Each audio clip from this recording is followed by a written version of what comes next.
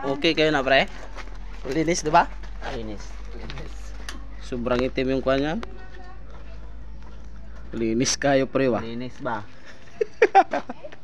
Ang linis. Ayaw niya pang kuha na linisan kanina kaya madumi daw masyado ah.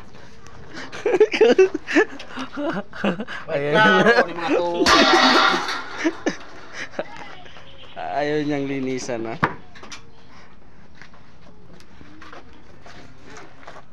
Bungkala pre kay butangan na to gasket pre.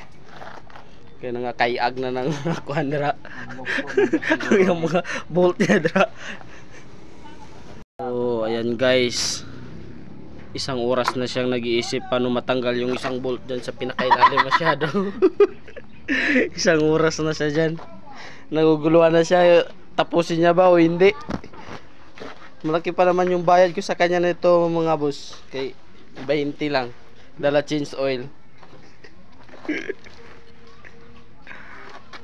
Kaya?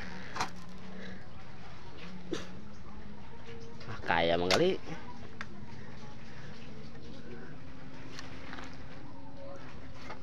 Hirapan na yung kasama namin mga boss. Oh. 3 bolt na natanggal niya pero wala na. Pinagpawisan na ba? Hmm?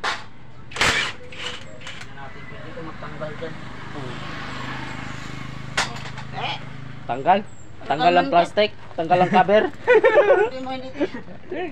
Tuhan, pahirapan pa ako. Hindi matanggal yung tag kay. Grabe katik. Sobra pa sa siminto. Tamad na yung oil ba? nag-ride. Grabe katamad sin. Yung nag-ride sin ba kay oh. Hindi bitaw ko nagagamit nito. Sobra pa. Katamad ang nag-ride sin ba Grabe kay. nagtigas talaga masyado no?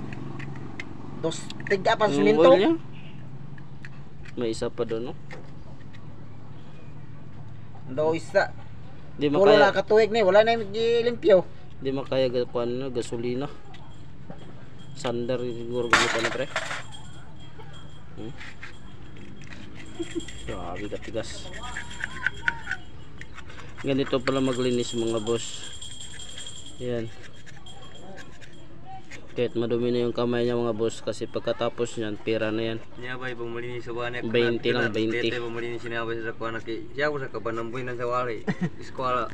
Wala na ako mahanap. Eskwela ang gamit panglinis. Pang tusok-tusok ito kay ito na lang ginagamit sa pang bahay. Yung mekaniko namin mga boss. Si Ranico masyado ito mga boss. Yan Ang last na ayos nyo. Yan. Los. Yan last na inayos ko yan.